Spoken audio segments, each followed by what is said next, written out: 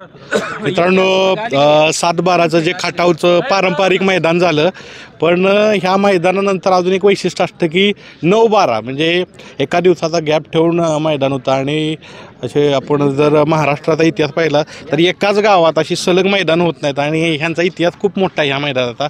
7-12 9-12 तर 7-12चं मैदान चांगल्या रीतीनं झालेलं आहे. आत्ता गुलाल बी बघू शकताय बऱ्याच मैदानात पडलेलं आहे.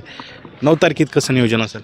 आज ह्या ठिकाणी जे मैदान झालं, याच ठिकाणी खटाव गावात पिंपळचर संघटनेच्या वतीनं 50-60 वर्षाची परंपरा असलेलं मनोहर पाटलांनी सुरू केलेलं मैदान प्रदीप अण्णा विधाते यांच्या नेतृत्वाखाली होत आहे. आणि प्रदीप अण्णांनी सांगितले, आज फाट्या जर कुठं उसकटल्या असेल काय असेल तर पाणी मारून उद्या रोलिंग करा आणि फाट्या परत 1 नंबर करा, कारण अड्डा हा महाराष्ट्रात प्रसिद्ध आहे आणि 1 नंबर झाला पाहिजे. बरं, बक्षीस कसं काय असणार तिथं, रूपरेषा काय?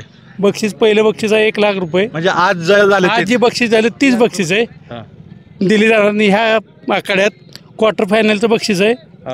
आणि दुसरं प्रत्येक बैलगाडी ड्रायव्हरला फायनलच्या 1,000 रुपयाचं बक्षीस आहे.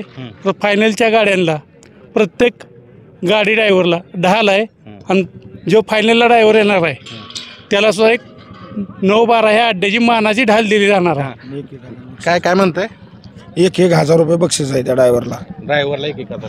मी तुझं प्रस्तावनेत सांगितलं की असं महाराष्ट्रात एकमेव उदाहरण असेल की तिथं एका दिवसाच्या गॅपनं 2 मैदान होतात. काय सांगाल तुम्ही?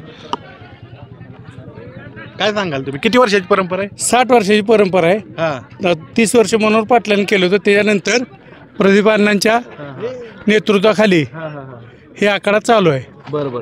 मित्रांनो, तर बघू शकता अशा पद्धतीनं मैदान होईल. या मैदानात हजर राहा. फाट्या वगैरे चालू आहेत बघा. जे मैदान झालं का नाही 7-12 तर तिथं 9-12चं मैदान आहे. चला, धन्यवाद.